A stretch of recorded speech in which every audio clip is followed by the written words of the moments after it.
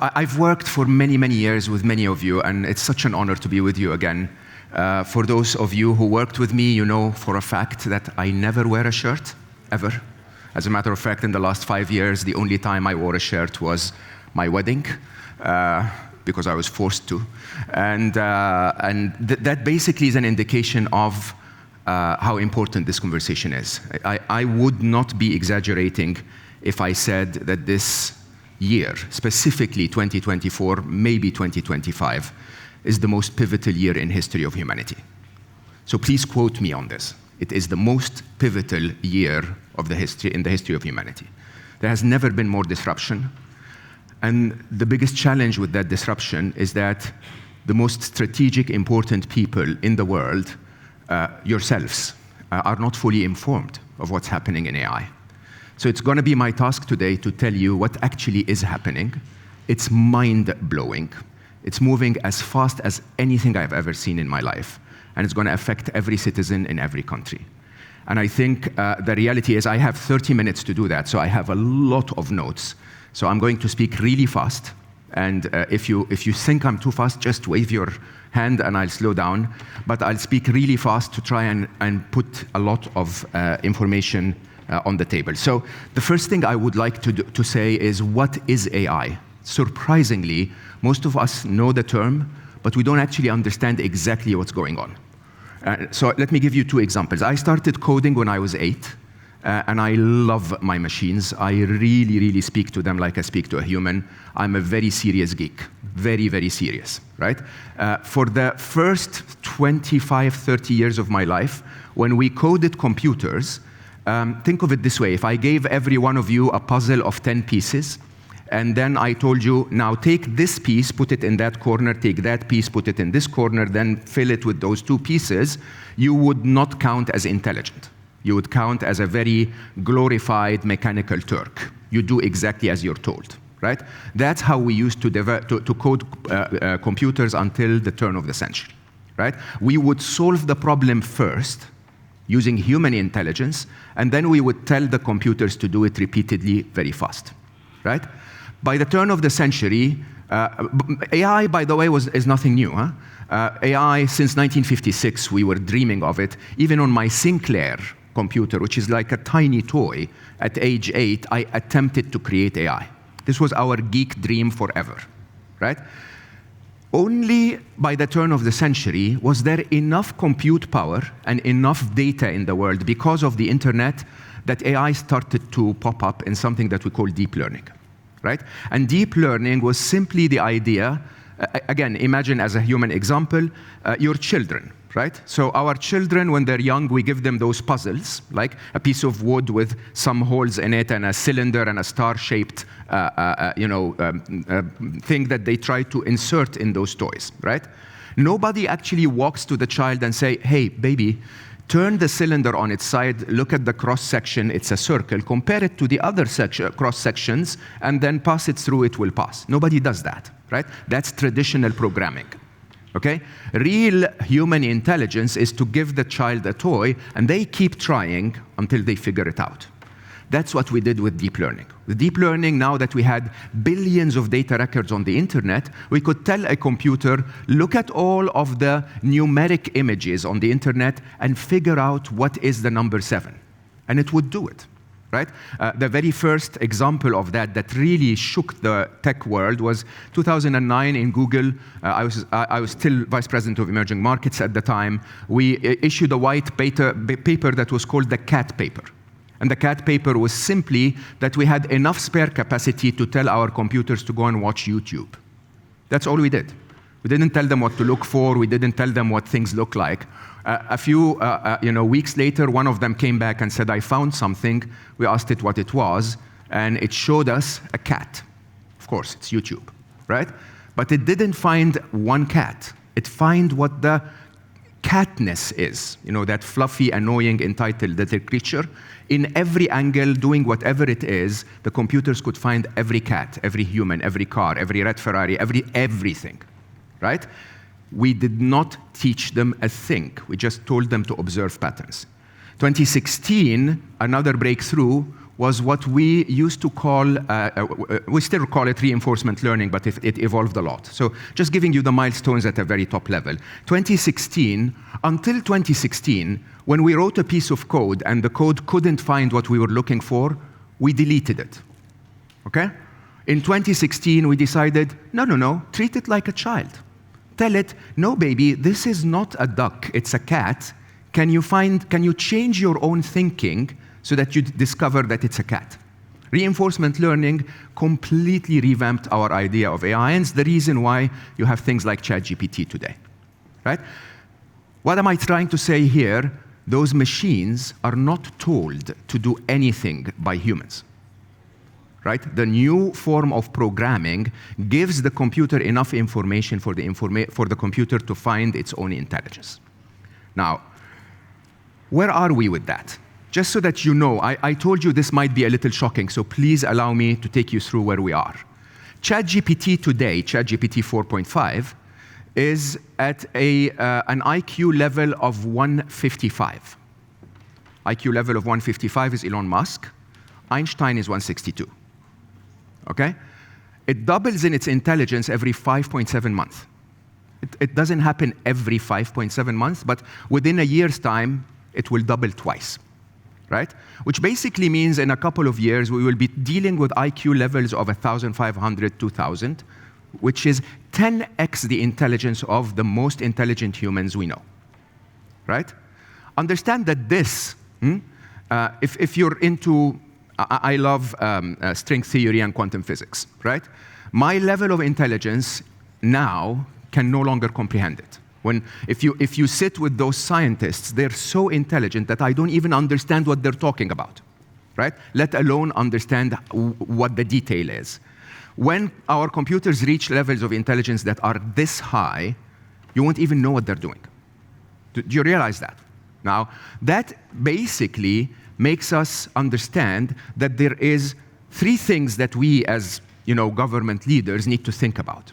One is, what opportunities does this bring? Second is, what concerns? And the third is, what are our responsibilities, right? And I'll try to take us through this very quickly. Before I do, one very last technical thing for you to, again, be informed at a very top level. There are many things in AI that are not ready yet, okay? Most notably, what we call deep reasoning and complex mathematics. Okay, so if you told ChatGPT it takes an hour for a towel to dry on a cloth line, how long would it take 10 towels? It will say 10 hours, right? It doesn't understand the deep reasoning of they can be hung next to each other. Deep reasoning and complex mathematics, I promise you, will be solved in 2024. This is why I say it's the most pivotal year. Automation, multi-layer automation is going to be solved in 2024, which means some startups out there are working on technology where you will go to an AI and say, I want to give you $1,000 and I want you to invest it and give me back 1,200 by the end of the year. That's it. That's the only prompt, right? They will go figure out a product, maybe write a book, maybe publish it on Amazon, maybe do the company structure for you, do the tax payments, do everything with one click. Right? Now you can easily see this with travel, for example. Right? You tell your AI, I want to be in London before 11 a.m. in this place in the middle of the city on Tuesday, and it will give you it will look at Google Maps for the traffic in the city, what you should take. It will look at the airlines, it will look at the prices, it will look at your credit card, and it will ask you one question and say, do you want me to book it? Right? And there are many others. Let's not do more on technology, but the two most important ones are, these are all things that will happen without any breakthrough. So we're not going to have to find any new technology like reinforcement learning or so and so on. If we end up discovering quantum computing, which is really at the cusp, 5-10 years away, or AGI, artificial general intelligence, ASI, artificial superintelligence, then the whole game changes drastically. But let's not assume that for now. Let's just assume that things will go gradual. So as I said, this means there are opportunities, there are threats or concerns, and there are responsibilities. I want to start with the concerns and threats because that's an important topic to take out of the way. Anytime I speak about AI, especially on mainstream news media, CNN or CBS or whatever, they'll immediately ask me and say, is this an existential risk where the machines kill all of us? No, they will not. Okay? Not because they don't have the potential to. There is a tiny possibility in the very far future that we annoy them enough to get rid of us. Okay? But I don't think we will get that far unless we address the immediate concerns. And the immediate concerns mainly are government-related concerns. Let me explain that. There is going to if you look back at human history and understand that when we were hunter-gatherers, right, the top hunter in the entire tribe could maybe feed the tribe for a day longer than the bottom hunter. Okay? The amount of power in one human didn't really have that much impact. When we became farmers, the top farmer could feed the tribe a week longer. Okay? When we automated farming using industrial revolution, the top farmer could actually feed a nation for a week longer, right? And that kind of automation is because we used a third element, not just our human intuition or human strength and so on. We used automation. We used the soil to automate the process of creating food, right? You could see that in the information technology revolution, where an accountant in the past could maybe keep 4 companies accurate. Now they can keep 1,000 companies accurate because of automation. You just take human ingenuity, put it through an automation layer, you get more output. With more output, you also get more power and wealth, right? So the one that invents those solutions gets a lot of power and wealth. What does that mean? It means that there is a very strong tendency in the coming 4 to 5 years for concentration of power. Right? We have to understand that your country as a whole, compared to other countries that is more advanced in AI, might be at a disadvantage.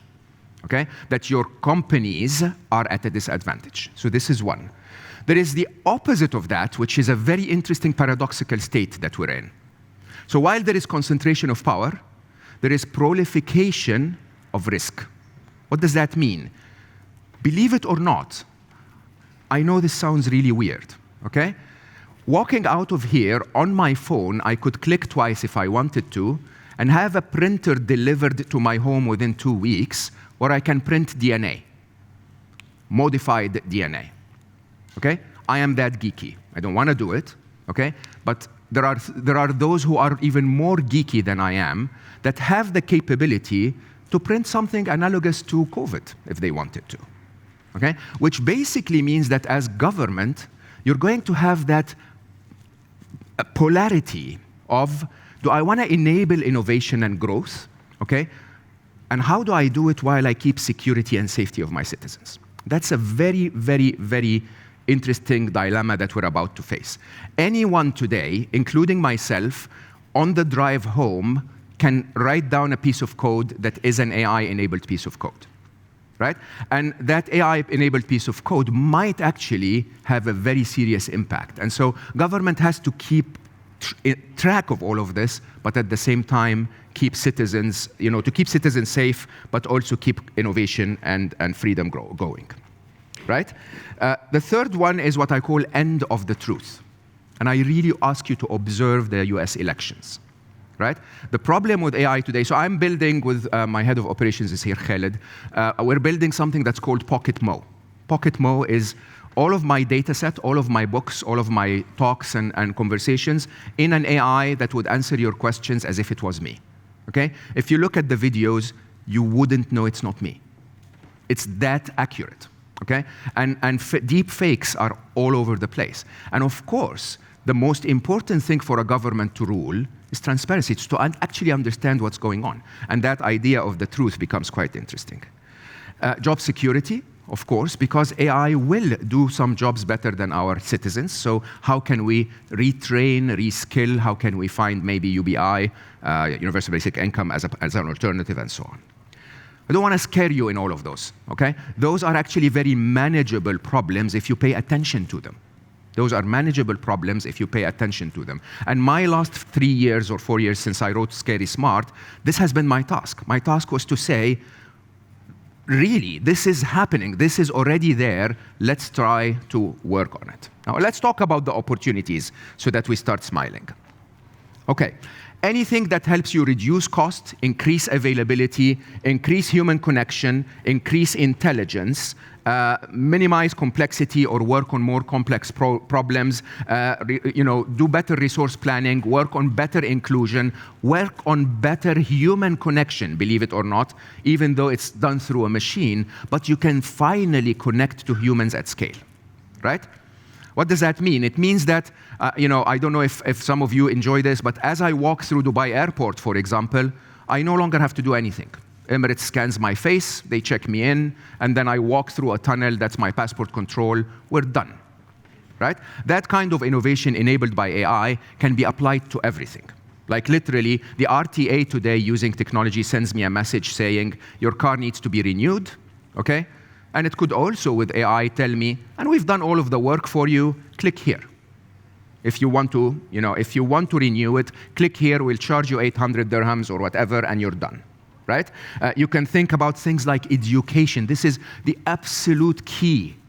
The absolute key is the disruption of education, how education is going to look like in the world of AI, right? Because you are no longer, remember, you want your teacher to be the smartest person in your community. Who is going to be the smartest person? It's going to be artificial intelligence.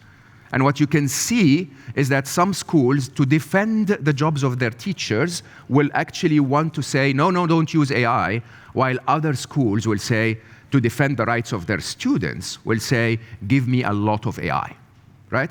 What does that mean? It means that the human teacher is going to be artificial intelligence, which means that the content that is being taught by artificial intelligence needs to be culturally relative, culturally respectful, and in the country's language. Polls and opinions. So remember the ancient technology that was called an election or a survey or you don't need that anymore. Right? With AI, you can actually understand the pulse of humanity. Your Excellency, you spoke about that. You can understand the pulse of your entire nation, right? With literally one AI that's looking at everyone and what they believe, which also enhances the feelings of security, enhances the feeling of unity, enhances the feelings of justice, and so on and so forth. So I'm rushing very quickly, but I have 10 minutes to tell you about responsibilities.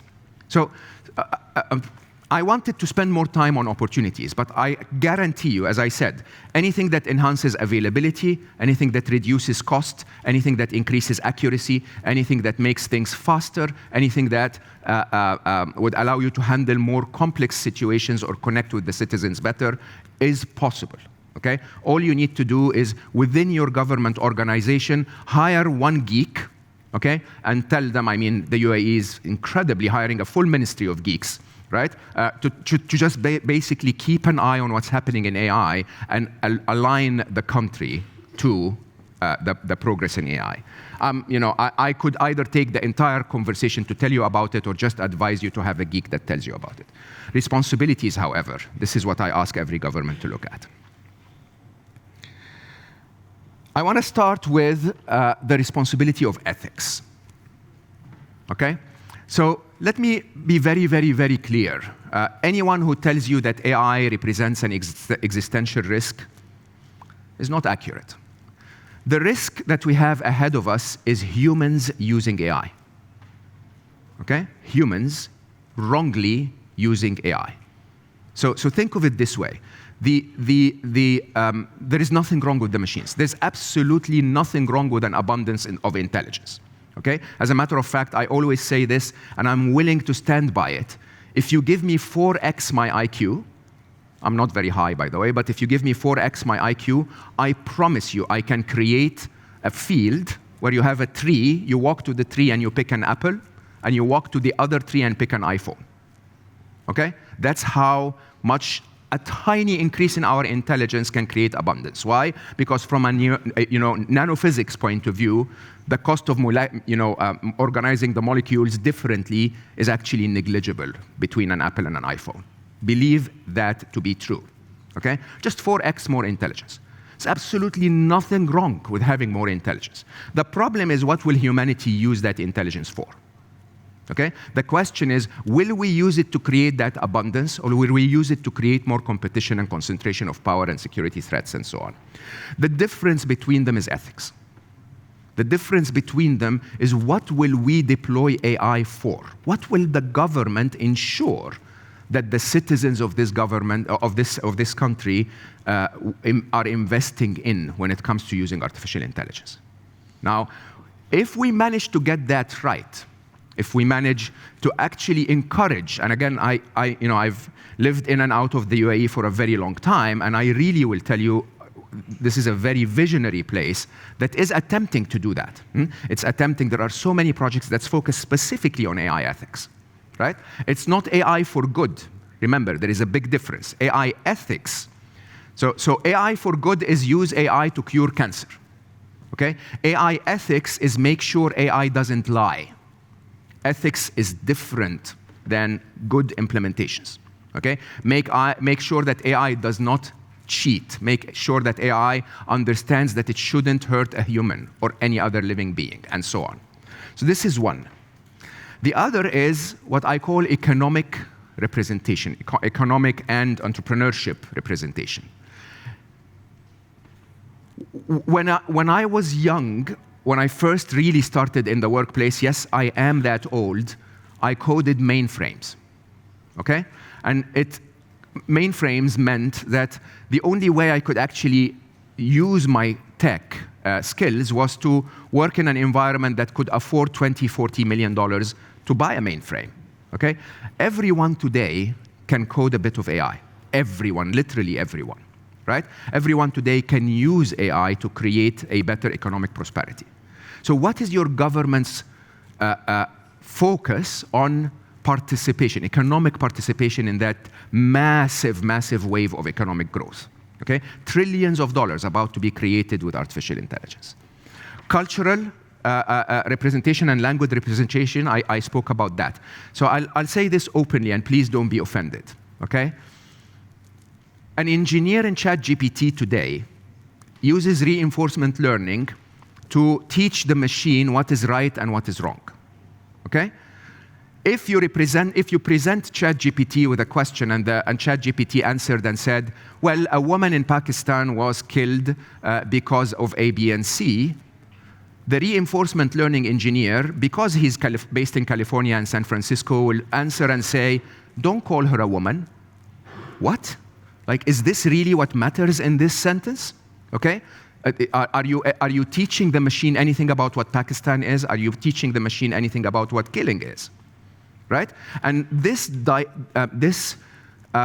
sort of bias, if you want, is very, very clear to the English language, and it's very, very clear to different cultures than your country.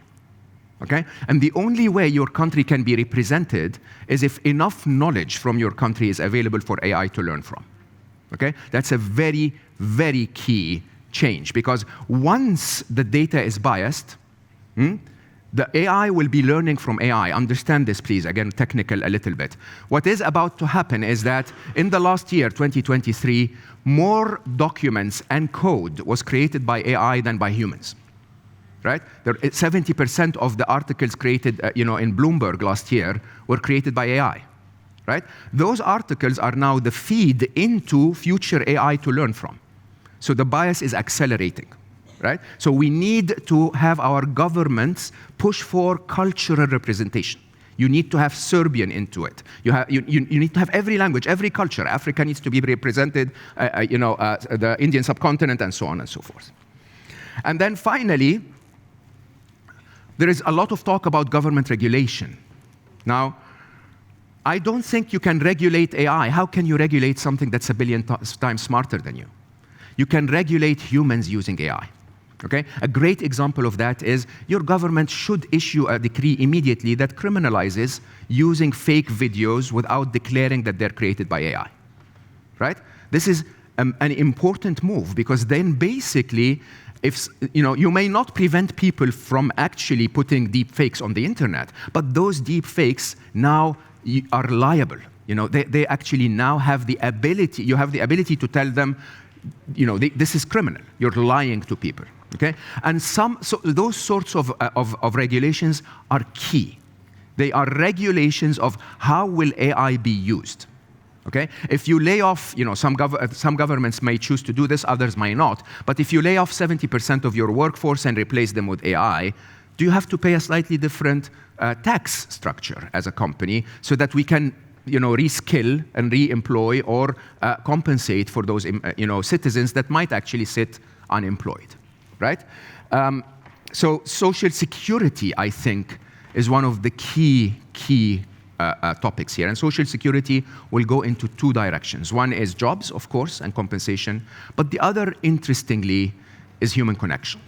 And I know this sounds really crazy, because is it really the responsibility of a government to ensure that its humans are connecting with humans and not machines? Okay? My answer is yes, because it becomes existential, right? Because if you look at my generation, my dad, my late dad, which I loved very much, could not operate a VCR machine. When he wanted to play a VCR machine, he would call me and say, Habibi, just put the tape correctly and press the right button, okay? I am very comfortable with computers and screens and so on. They, our kids, are completely comfortable talking to a machine. As a matter of fact, on average, the Gen Z will talk to a machine more than they talk to a human. Now, when you really think about this, you're taking, and that machine is based where? Outside your country, right? So you're taking that human connection, that is the core of what a nation is, and you're handing that over to a machine. So my biggest recommendation to close out my conversation here is start to work on generating your own bubble of human connection. Because in a world where intelligence is a utility, understand this, huh? What is happening now is that we're outsourcing intelligence as a utility, a plug in the wall, okay? Today, I sit in front of an AI, and I'm suddenly 10 IQ points smarter because the AI helped me, right? In the future, I might become, as I said, 4x smarter, and then you can quote me on the tree that has the iPhones on it, right? But the trick here is, can I actually, when in a world where there is enough abundant intelligence, can I capitalize on what matters most? And what matters most is human capital and humans' ability to connect to each other. And perhaps it's not entirely a government responsibility, but perhaps creating an environment for that would make a very big difference. I am very, very grateful for your time. I actually am exactly on time, surprisingly. I'll be outside if you have any further questions for as long as I can, and I'm really, really grateful for the invitation. Thank you very much for having me.